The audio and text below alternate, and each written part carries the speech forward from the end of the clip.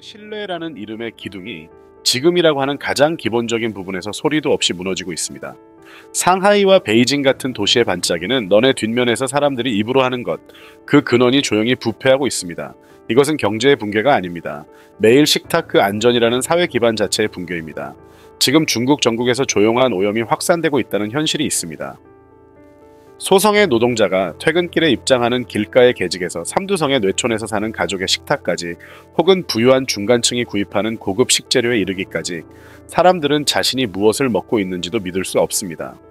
당국은 통제를 강화하면 반복하지만 그 현실은 오염의 추가 악화입니다. 많은 국민들은 이 보이지 않는 공포에 대해 강의의 목소리를 올릴 수 없고 단지 침묵 속에서 견디고 있습니다. 그것이 지금 중국의 현실입니다. 이 직책의 지옥의 근원에는 중국 공산당이 경제 발전을 다시 도덕을 버린 이익시장주의 시스템이 있습니다. 그리고 그 시스템을 말단으로 지지하는 지방정부의 구조적인 부패가 존재합니다. 중국 당국 즉 베이징의 중앙정부는 세계에서 가장 엄격한 것으로 알려진 식품 안전 정책을 내세우고 있습니다. 법률만을 보면 그들은 국민의 건강을 깊이 고려하고 있는 것처럼 보입니다. 그러나 통제는 현장 수준에서 전혀 작동하지 않습니다. 왜냐하면 지방정부 간부에게 주민의 건강보다 스스로의 인기 속 경제 성장률이야말로 베이징에서의 출세를 결정하는 유일한 지표이기 때문입니다. 예를 들면 기성이나 운운성의 가난한 뇌촌부, 거기에서는 괜찮은 일이 없는 농민들이 생활을 위해 음식점의 배수구나 쓰레기 집중소로부터 배우를 불법으로 수집합니다. 그들은 그것을 낮추고 과학약품으로 탈수하고 새로운 음식으로 시장에 흘립니다. 이것은 악명 높은 하수유입니다. 현지 관료들은 이 제도적인 혈관을 알면서 와이로를 받고 그 모든 것을 보지 못하는 척합니다. 더욱 심각한 것은 최근의 부동산 버블 붕괴가 이 상황을 악화시키고 있다는 것입니다. 한때 토지 재정이라고 불리는 토지 매각력에 의존했던 지방정부는 이제 심각한 재원 부족에 빠졌습니다. 그 결과 그들은 식품 안전 모니터링 예산을 깎아 불법 업자로부터 와이로에 대한 의존도를 더욱 높이고 있습니다. 유독한 하수유와 쥐고기를 사용한 위장육이 당당히 정규 유통 루트를 타고 전국의 은행 계좌를 윤택하는 한편 14억 명의 국민의 몸을 안쪽에서 조용히 묶고 있습니다. 이것은 더 이상 사고가 아닌 구조입니다. 고등성 신선. 이 하이테의 9시부터 밤 9시까지 주 일하는 젊은 왕자 30대 남성은 2년 전에 심각한 식중독을 경험한 이후 외식을 일절 신용하지 않았습니다. 어떤 레스토랑이 그 하수유탕을 사용하고 있지 않다고 증명할 수 있는가? 는 모두 춤을 먹고 있지만 나는 할 수 없다. 그는 귀중한 수면 시간을 깎고 매일 아침 스스로 무시한 야채만을 도시락에 담아 출근합니다.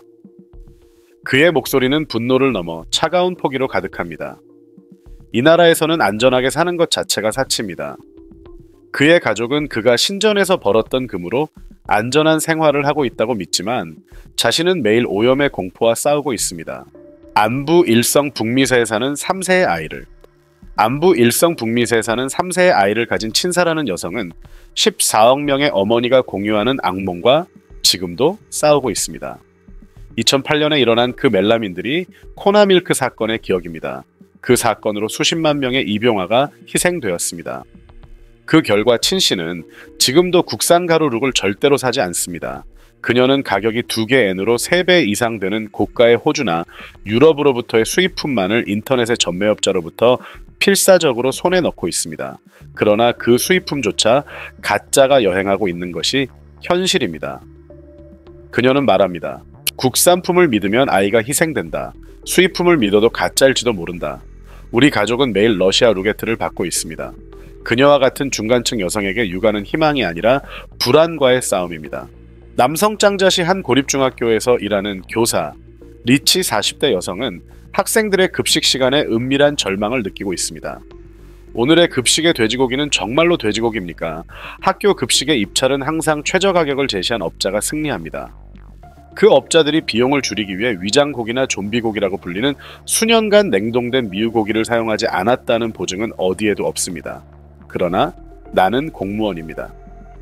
이 우려를 입으로 하면 즉시 식을 잃어 당당하게 노려진다.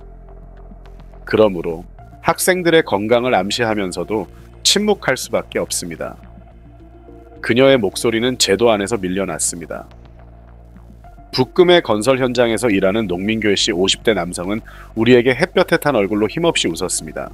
그는 건설 현장에 가니 식당에서 1잔 100엔 정도의 기름으로 준 빵을 먹고 있었습니다. 이 기름이 그 하수인 것은 우리 노동자는 모두 알고 있다. 냄새로 이해합니다. 그는 계속합니다. 하지만 그 밖에 무엇을 먹을 수 있는가? 높고 안전한 것을 사는 돈은 없다. 우리에게는 독을 먹거나 씹는지 그 두 개밖에 선택사항은 없다. 그에게 음식의 안전과는 논의할 대상조차 없었습니다.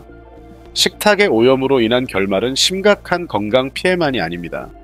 그것은 사회의 신뢰의 완전한 붕괴이며 경제의 질속입니다.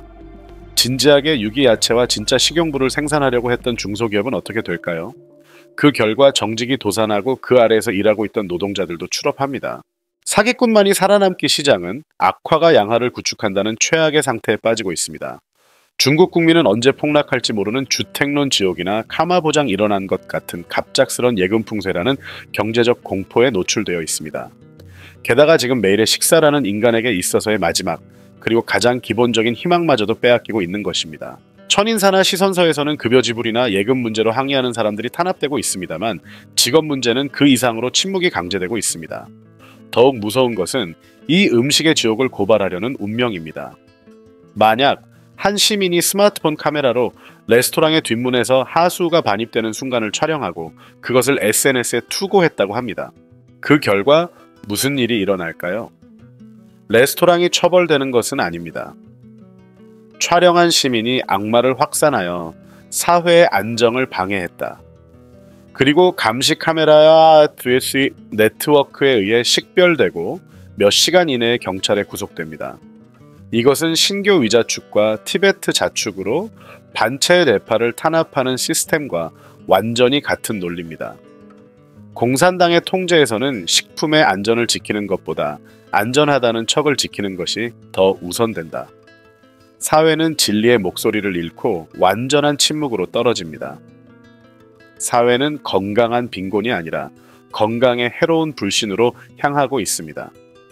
가장 심각한 붕괴는 경제 지표의 숫자가 아닙니다. 그것은 신뢰의 붕괴입니다. 국가가 국민직이라는 가장 기본적이고 원자적인 안전조차 보증할 수 없다. 이 현실은 사람들로부터 모든 희망을 빼앗습니다. 성과 효소성의 젊은이들은 자신의 미래를 여는 자유조차도 이 도덕 없는 사회에 의해 근본으로부터 오염되고 있다고 느끼기 시작하고 있습니다. 노력하고 좋은 대학에 들어가도 좋은 회사에 취업해도 그 앞에 있는 식탁이 도구로 가득 차 있다면 그 노력에 도대체 무슨 의미가 있는 것일까요?